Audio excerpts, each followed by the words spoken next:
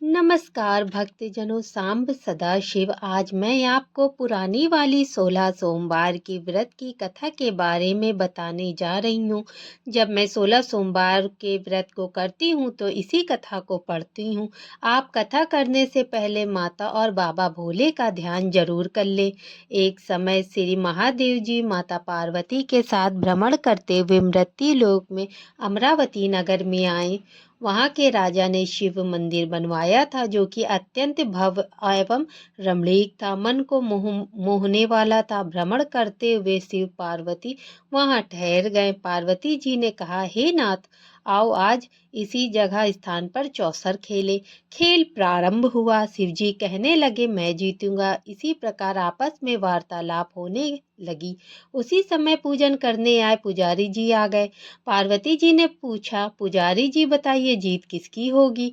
पुजारी जी ने बोला, इस खेल में महादेव जी के समान कोई दूसरा पारंगत नहीं है, इसीलिए महादेव जी ही बाजी जीतेंगे।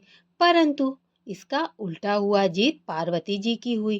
फिर पार्वती जी ने पूछा, बताइए जीत किसकी हुई। तो पुजारी जी ने कहा, जीत शिव जी की हुई। मिथ्या भाषण के कारण पार्वती जी ने पुजारी को कोढ़ी होने का श्राप दे दिया।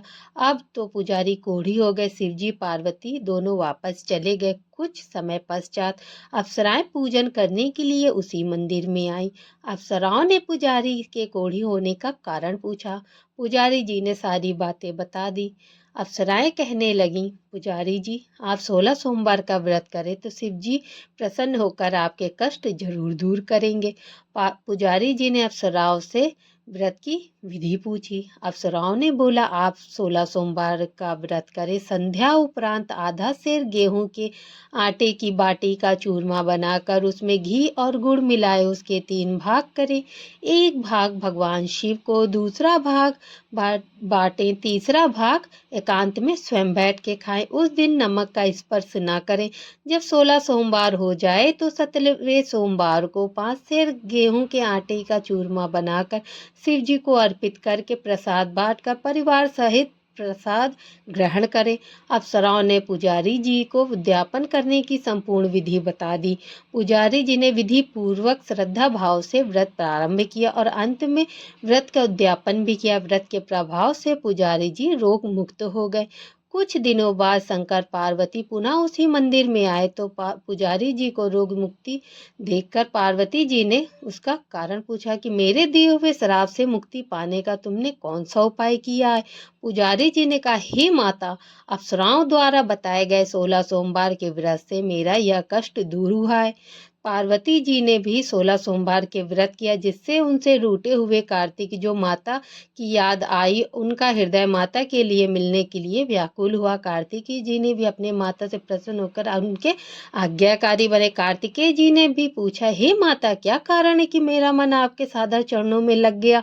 पार्वती जी ने भी कार्तिकेय को 16 सोमवार के व्रत की महिमा बताई और विधि बताई। तब कार्तिकेय ने भी व्रत को अपने बिछड़े हुए मित्र से मिलने के लिए 16 सोमवार के व्रत को किया, तो व्रत के प्रभाव से उनका बिछड़ा हुआ मित्र मिल गया। तब मित्र ने कार्तिकेय जी से पूछा, व्रत की विधि पूछी। इस व्रत से विवाह होने की इच्छा से किया। फलता हुआ विदेश गया। वहां के राजा की कन्या का स्वयंवर था। राजा ने प्रण किया था कि हथनी जिस व्यक्ति के गले में वरमाला डालेगी उसी के साथ राजकुमारी का विवाह होगा। यह ब्राह्मण कुमार भी स्वयंवर देखने की इच्छा से वहां एक ओर जाकर बैठ गया।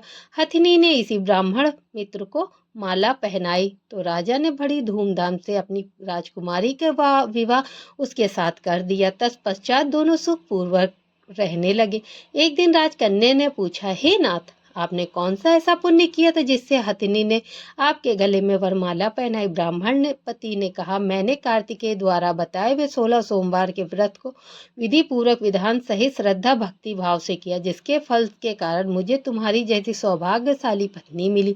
जब राजकन्या ने सत्पुत्र प्राप्ति के लिए व्रत किया और सर्वगुण संपन्न पुत्र प्राप्त किया, बड़े होकर पुत्र ने राज प्राप्ति की कामना से 16 सोमवार का व्रत किया। राजा के देवलोक हो जाने पर इसी ब्राह्मण कुमार को गद्दी मिली, फिर भी वह उस व्रत को करता रहा। जब 17वां सोमवार आया तो उसने अपनी पत्नी से 5 सेर के आटे का चूरमा पूजन सामग्री शिवालय ले चलने के लिए कहा, परंतु उसने आलस्य के कारण 5 सेर आटे की चूरमा की जगह एक थाल में 5 थैलियों में सोने के सिक्के रखकर मंदिर में स्वयं न जाकर अपनी दासियों द्वारा भिजवा दिया। जब राजा ने पूजन समाप्ति किया तो आकाशवाणी हुई कि हे राजन, तुम अपनी पत्नी को त्याग दो, नहीं तो तेरा सत्यानाश हो जाएगा।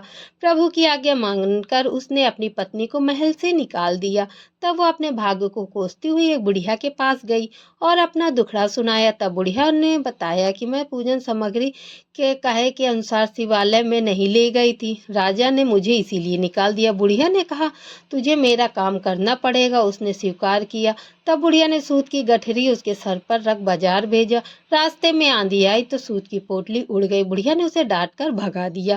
फिर वह तेली के यहाँ गई तो उसके सारे मट चटक गए, उसने भी भगा दिया। तो वह भाग को कोसती हुई एक तालाब पर गई तो रानी के हाथ लगाते ही तालाब में पानी सूख गया। फिर पानी पीने के लिए सरोवर पहुंची तो उसमें हाथ लगाते ही जल में कीड़े पड़ गए। उसी जल को पीकर पेड़ की छांव के नीचे आराम करने गई तो पेड़ सूख गया। वन की यह दशा देखकर ग्वाले उसे मंदिर के गोसाई के पास ले गए तो गोसाई जी देखते ही समझ गए ये कुलीन अबला विपत्ति की मारी है। उसे धैर्य बधाते हुए बोले, बेटी तू मेरे यहाँ आश्रम में रह, किसी बात की चिंता मत कर। रानी आश्रम में रहने लगी, परंतु जिस भी वस्तु को हाथ लगाती वह खराब हो जाती। यह देखकर गोसाई जी ने पूछा, बेटी किस देव के प्रति अपराध से तेरी यह दशा हुई? तो रानी ने बताया, मैंने अपने पति की आज्ञा का उल्लंघन नहीं किया, शिव जी में पूजन में नहीं गई, इससे मुझे घोर कष्ट उठाने पड़ रहे हैं। गोसाई जी ने शिव जी से कुशलेक्ष के लिए प्रार्थना की कि कहा, बेटी तुम 16 सोमवार के व्रत को विधि अनुसार करो। तब रानी ने विधि पूर्वक व्रत पूर्ण किया। व्रत के प्रभाव से राजा को रानी की याद आई। दूतों को उसकी खोज करने के लिए भेजा। आश्रम में रानी को देखकर दूतों ने राजा को रानी का पता बताया। तब राजा ने वहां जाकर गोसाई जी से कहा, महाराज यह मेरी पत्नी है, मैं इसका परित्याग किया था, कृपया इसे जाने के लिए आज्ञा दे। शिव जी की कृपा से प्रतिवर्ष 16 सोमवार का व्रत करते हुए वो लोग आनंद से रहने लगे और अंत में शिवलोक को प्राप्त हुए।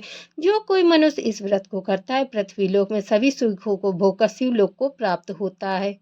पार्वती पतये हर हर महादेव। इस प्रकार यह कथा समाप्त होती है।